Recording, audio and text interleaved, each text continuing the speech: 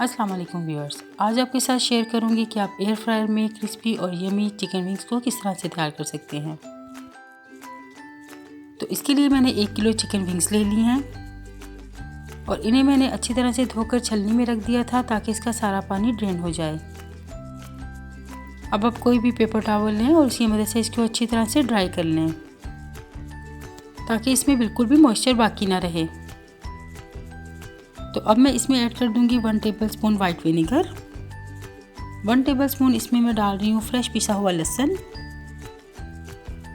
1 teaspoon salt, 3/4 teaspoon इसमें black pepper powder, 3/4 teaspoon इसमें red chilli powder और साथ ही इसमें 1 टीस्पून भुना और कुटा हुआ ज़ीरा डाल दें, 1 tablespoon soya sauce,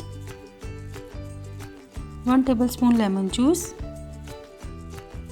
2 teaspoon chilli garlic sauce के डाल दूंगी और इन सबको अच्छी तरह से मिक्स कर लूँगी ताकि अच्छी तरह से इन सब मसालों की कोटिंग विंग्स के ऊपर हो जाए। इसे मैंने बहुत अच्छी तरह से मिक्स कर लिया है। तो अब मैं इसमें 3 टीस्पून कॉर्नफ्लोर के डाल दूंगी। तो इससे आपके विंग्स जो हैं वो बहुत ही क्रिस्पी तैयार होंगे। और अब हम इसे भी अच्छी तरह से विंग्स के ऊपर कोट कर लेंगे।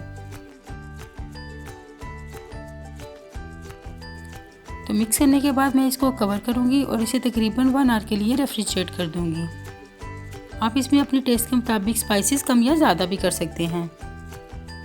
तो अब ये 1 आवर के बाद हम अपने विंग्स को फ्राई करेंगे। आप इसे ऑयल में भी फ्राई कर सकते हैं, लेकिन मैं इसे एयर फ्रायर में फ्राई करने जा रही हूँ। तो सबसे पहले मैं बकेट को बहुत कम ऑयल के साथ ग्रीस कर लूँगी और अब मैं इसमें 1 बाय 1 करके सिंगल लेयर में विंग्स रख दूँगी। ऐसा करने से आपके विंग्स बहुत ही क्रिस्पी भी तैयार होंगे और इनका कलर भी बहुत अच्छा आएगा। तो अब मैं बकेट को इसके अंदर सेट कर दूंगी और इसे मैं 180 डिग्री सेल्सियस पर तकरीबन 12 to 14 मिनट्स के लिए फ्राई कर लूँगी। अगर आप इसमें कम क्वांटिटी यूज़ कर रहे हैं तो इसको ऑब्वियसली कम टाइम लगेगा और अगर आप ज़्यादा क्वांटिटी डाल रहे हैं तो इसको फिर ज़्यादा टाइम लगेगा। मैं इसे तकरीबन 7 मिनट्स के बाद चेक कर लूँगी और ये बड़ी ज़बरदस्त सी हमारी विंग जो है वो रेडी हो रही हैं और इनका बड़ा अच्छा सा कलर भी आ चुका है। तो मैं इसकी साइड चेंज कर दूंगी और इसे फिर से मैं 6 to 7 मिनट के लिए फ्राई कर लूँगी। आप इसे 12 मिनट्स के बाद भी चेक कर सकते हैं कि आपकी विंग्स तैयार हैं या नहीं। और ये तकरीबन 12 मिनट्स में ये बड़ी अच्छी सी तैयार हो चुकी हैं और ये बड़ी अच्छी सी सॉफ्ट भी हो चुकी हैं। तो मैं इसको निकाल लूँगी।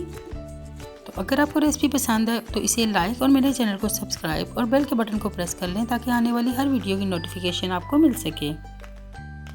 इन विंग्स को निकालने के बाद मैंने बाकी की विंग्स भी इसमें डाल दिए हैं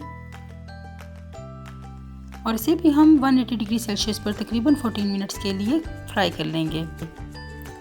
6 to 7 मिनट्स के बाद आप इसको एक दफ़ा मिक्स कर लें और इसे अच्छी तरह से कुक होने पर डिश आउट कर लें।